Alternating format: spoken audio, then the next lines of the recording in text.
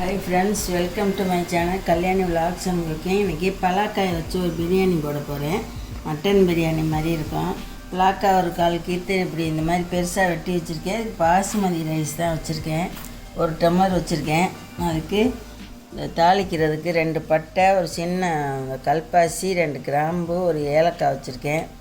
கொஞ்சம் 5-6 முந்திரி பருப்பு வெட்டி வச்சுருக்கேன்.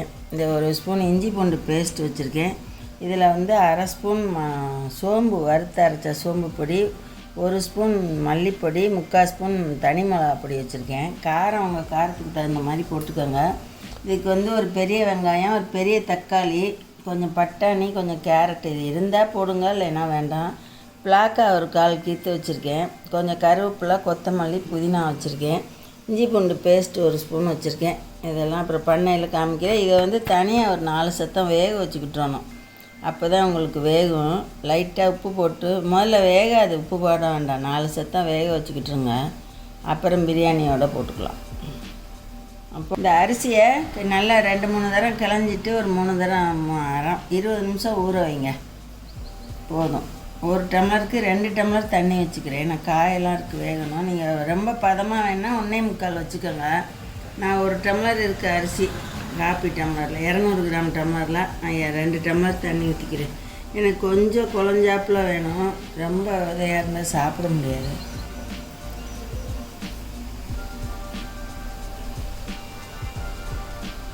பாருங்க, பலாக்காயை ஒரு 1.5 டம்ளர் தண்ணி ஊற்றி குக்கரில் ஒரு 4 விசில் வச்சு எடுத்துக்குவோம். உப்பு போட்டால் வேகாது, நீங்கள் உப்பு போட வேண்டாம், அப்புறம் போட்டுக்கலாம். பாசுமதி அரிசியை 20 நிமிஷமாக ஊற வச்சுருக்கேன். 1/2 மணி நேரமாக ஆயிடுச்சு. இப்போ கடாயில் ஒரு 3 ஸ்பூன், இந்த ஒரு குக்கரில் 3 ஸ்பூன் எண்ணெய் ஊற்றி வச்சுருக்கேன். காயிட்டு இந்த பட்டையெல்லாம் எடுத்து வச்சதை போட்டுக்கலாம்.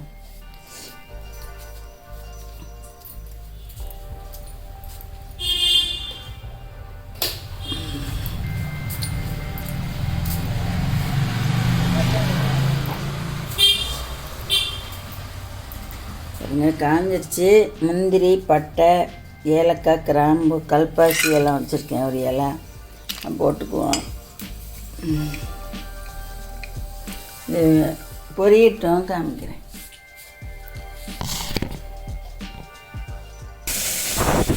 பாருங்க, பொரிஞ்சிருச்சு.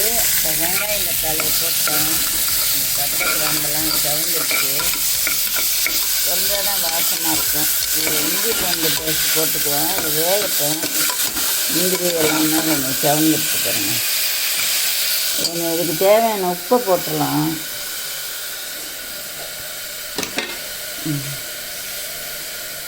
முக்காலுக்கு 1 டம்ளர் அரிசி 1/2 ஸ்பூன் போட்டுக்குவோம். அப்புறம் உப்பு பத்தலைன்னா போட்டுக்கலாம். காய் இருக்குது, அதனால் நான் கொஞ்சம் போட்டுக்கிறேன்.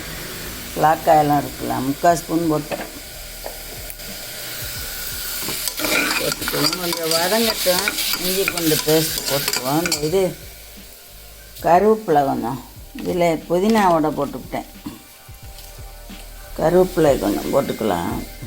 புதினாவும் போட்டுக்கிறேன். புளிஞ்சு அலசி வச்சுருக்கேன். புதினாவும் கருவேப்பிலையும் ஒன்றா போட்டுக்கிட்டேன். அந்த எல்லாத்தையும் போட்டுக்கலாம். மல்லி கொஞ்சம் வதங்கட்டி போட்டுக்குவோம். நல்லா வதங்கட்டும். இஞ்சி பூண்டு பேஸ்ட்டு, இந்த காயெல்லாம் போட்டுக்கிறேன். கேரட்டு, பட்டாணி, கொஞ்சம் கொஞ்சம் பச்சை பட்டாணி தான், அதையும் போட்டுக்குவோம்.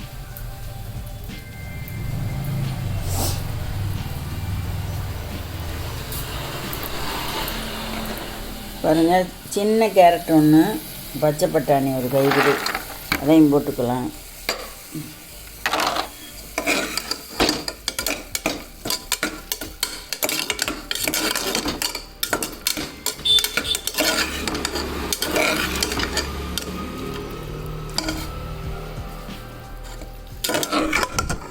வதங்கட்டும்.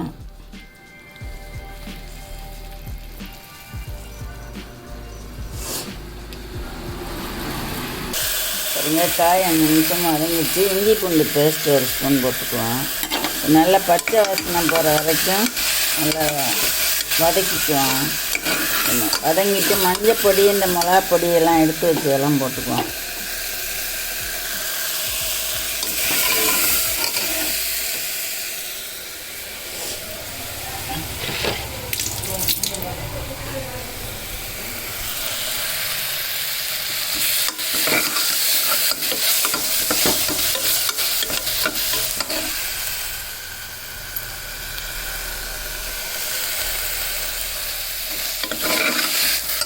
வதங்கிடுச்சு.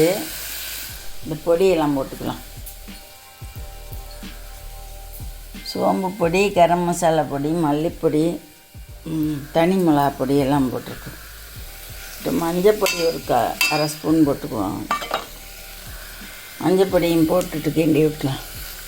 மஞ்சள் பொடி ஒரு அரை ஸ்பூன் போட்டுக்கிறேன்.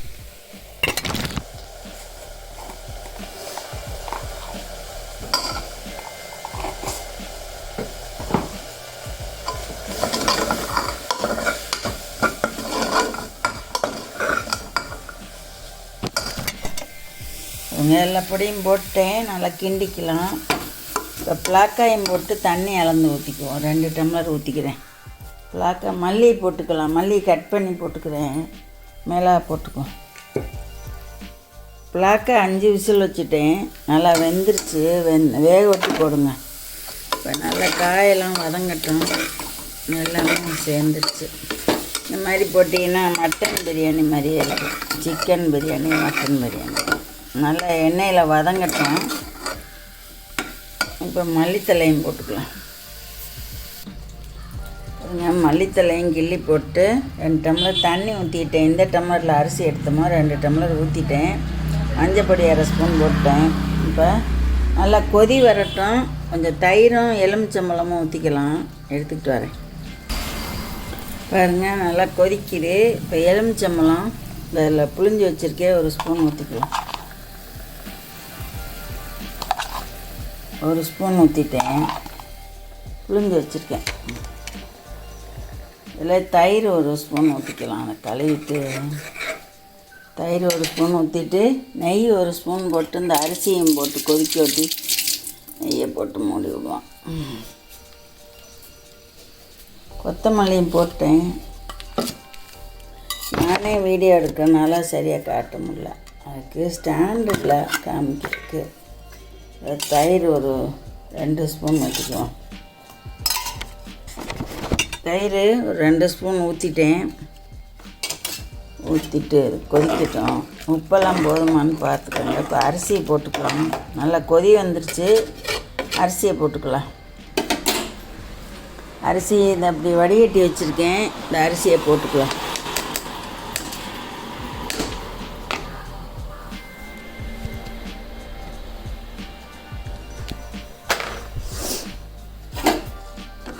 அரிசியை போட்டேன்.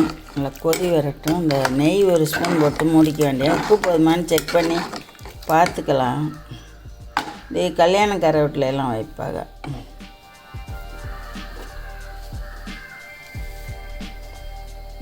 நல்லா ஊறவுமே நீளமாக இருக்குது. ஒரு 10 நிமிஷம் வைக்கிறேன். சிம்மில் 1 நிமிஷம் 1 விசில் வச்சுக்கோங்க.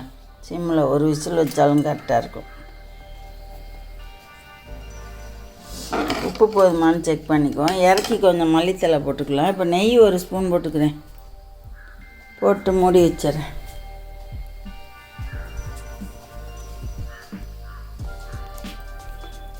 நெய் மட்டும் 1 ஸ்பூன் ஊற்றிருக்கேன். மேலாக உப்பு மட்டும் பத்தலை. ஒரு 1/4 ஸ்பூன் போட்டேன்.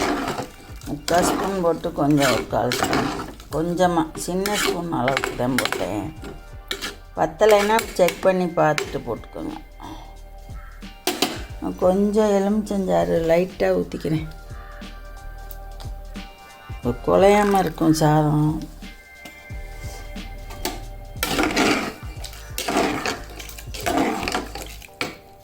போதும். 10 நிமிஷம் வச்சுக்கலாம். சிம்மில் தான் இருக்குது. நல்லா கொதி வரட்டும்.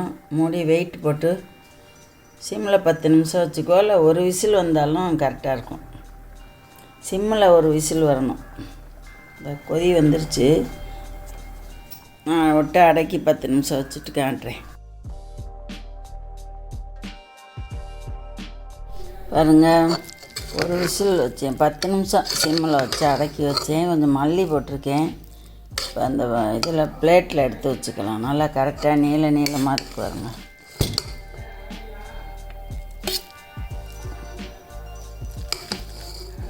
இந்த பிளாக்காயெல்லாம் சாப்பிட எல்லாம் மட்டன் மாதிரி இருக்கும்.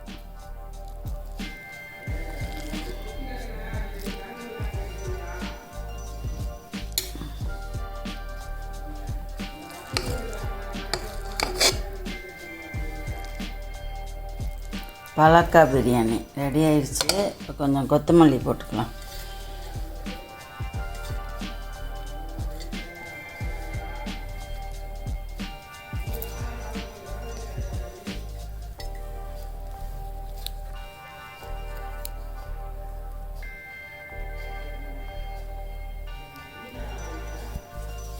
பாருங்கள், பிரியாணி பலாக்கா பிரியாணி ரெடி ஆயிடுச்சு. நல்லா நீளமாக சூப்பராக இருக்குது சாதம். நீங்கள் ரொம்ப விதையாக வேணால் 1.25 வச்சுக்கலாம். 2 கரெக்டாக இருக்குது. நான் நல்லா ஆவி வந்து ஒரு 10 நிமிஷம் வச்சேன். ஒரு 8 நிமிஷத்தில் ஒரு விசில் வந்துருச்சு. சிம்மில் சரி இன்னும் 2 நிமிஷம் இருக்கட்டும்ட்டு வச்சேன். தூரில் எல்லாம் பிடிக்கல பாருங்கள், கரெக்டாக இருக்குது. கரெக்டாக இருக்குது, தூரில் எல்லாம் பிடிக்கலை. இதுக்கு நான் இன்றைக்கி தயிர் பச்சடி வச்சுருக்கேன். ஆனியன் தயிர் பச்சடி வச்சுருக்கேன். ஆனியனும் கொஞ்சம் கருவேப்பிலை, கொஞ்சம் கொத்தமல்லி போட்டு உப்பு தயிர் போட்டு பறிஞ்சு வச்சுருக்கேன்.